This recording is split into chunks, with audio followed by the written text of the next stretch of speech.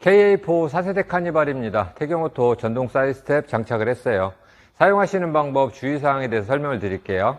차량의 문이 다 잠겨 있을 때는 스마트키를 몸에 소지하고 차량 옆에 접근하시면 스텝은 양쪽으로 동시에 오픈을 합니다. 차량에서 1m 떨어져서 10초 이상 경과를 하면 스텝은 또 자동으로 접혀 들어가게 됩니다. 스마트키의 원격 컨트롤 기능은 열린 버튼을 눌러주시면 스텝은 오픈, 잠금 버튼 눌러주시면 스텝은 크루징을 합니다. 지금까지 원격으로 조정을 하셨을 때는 전동 스텝이 양쪽으로 동시에 작동을 하고 있었고요.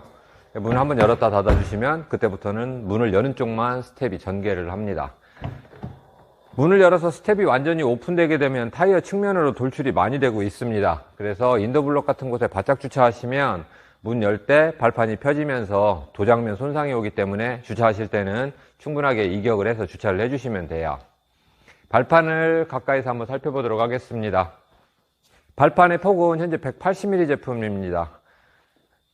승하차 보조등은 방수 LED로 해서 차량 하부에서 지면으로 간접 조명 형태로 비춰지고 있습니다.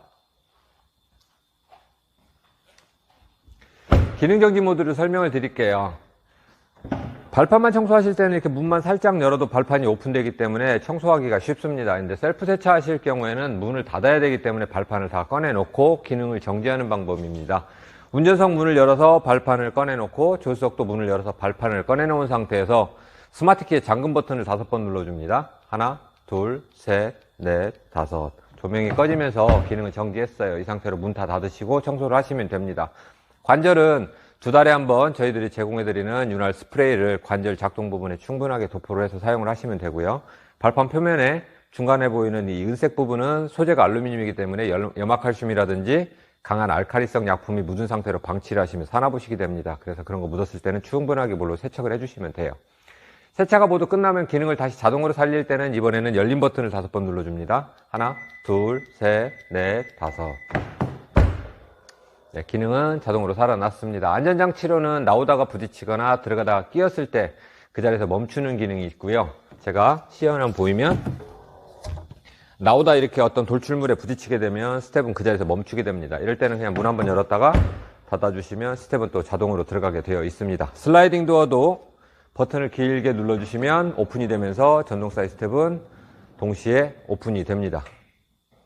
스마트키에 있는 이 기능들은 차량에 시동이 걸려있지 않을 때 작동을 합니다. 시동이 걸려있을 때는 이 키에 있는 모든 기능이 작동을 하지 않고 있기 때문에 그 부분을 유념하시면 되고요.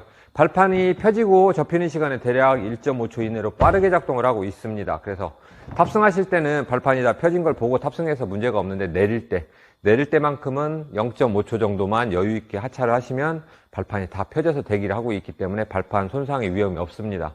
문을 열어놓게 되면 승하차 보조등은 약 15분 뒤에 자동으로 소등이 되고요.